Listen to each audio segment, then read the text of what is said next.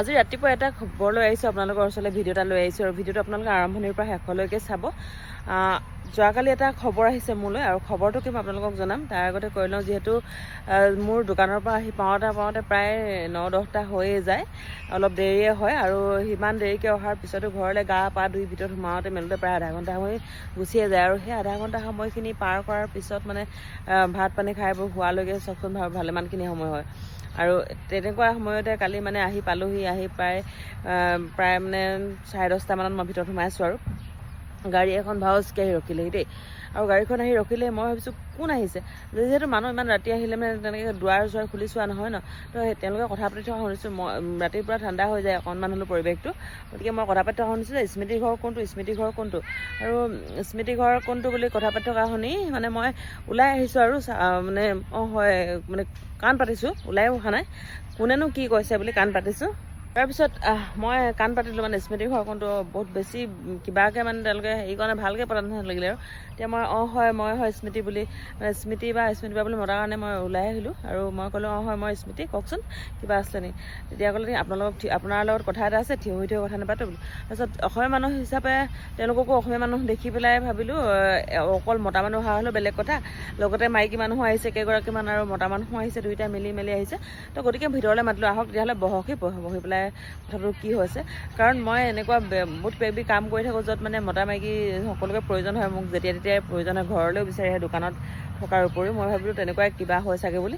তো গতিকে তেওঁলোকক ভিতৰত বহালোঁ, চাহ তামোল দিলোঁ। যিহেতু আমাৰ নীতি নিয়ম অনুসৰি আমি আলহী আহিলে প্ৰথমতে চাহ তামোল দিয়া, তো তেওঁলোকে অলপ ভাগৰ যোগ ঠাণ্ডা পানী দিয়াৰ পিছত চাহ তামোল দিলোঁ, খালে। তেওঁলোকক সুধিছোঁ কি হয়, কি কাৰণে আহিছে কওকচোন। তেওঁলোকে কৈছে ক'ম আপোনাক, অকণমান বহি লওক আপুনি, এনেকৈ বুলি কৈছে। মই বহিছোঁ, কওক, ৰাতি বহুত হৈছে নহয়, কিবা অসুবিধা হৈছে নেকি বা প্ৰব্লেম পাইছে নেকি বুলি সুধিছোঁ। তেতিয়া তেওঁলোকে কৈছে নহয় আপোনালৈ বোলে প্ৰস্তাৱ এটা লৈ আহিছোঁ। কি প্ৰস্তাৱ? আমাক বোলে ছোৱালী লাগে। আৰে মানে মই কাক কি, আমাৰ ঘৰততো ছোৱালীয়ে নাই বুলি কৈছোঁ মই। নহয়, আমাৰ প্ৰস্তাৱ লৈ আহিছোঁ, আপোনালোকৰ ঘৰত ছোৱালী এজনী লাগে মোক বিয়া পাতিবৰ কাৰণে, প্ৰস্তাৱ লৈ আহিছোঁ আপোনালোকৰ ঘৰলৈ। আৰু আমি আপোনালোকৰ ঘৰত দেখিলোঁ বহুত ধুনীয়াকৈ আপোনালোকে বিয়াখন তুলিলে, গতিকে ছোৱালী এজনী লাগে আপোনালোকক, মানে আপোনালোকৰ ঘৰলৈ আহিছোঁ। ইমান ৰাতি ছোৱালী লাগে বুলি এনেকৈ আহিছে, ক'ত পাব ছোৱালী বুলি কৈছোঁ দেই।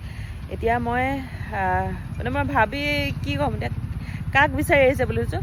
তো তেওঁলোকে কৈছে আপোনালোকে বহুত ধুনীয়াকৈ বিয়াখন তুলিব পাৰিব জানো, আৰু ছোৱালী আপোনালোকে দিব, আপোনালোকৰ ওচৰত আছে ভালকৈ জানো, কেলেকি আপোনালোকৰ ঘৰত ধুনীয়াকৈ মানে সেইখিনি কৰিব পৰা গোটেইখিনি হেৰি আছে।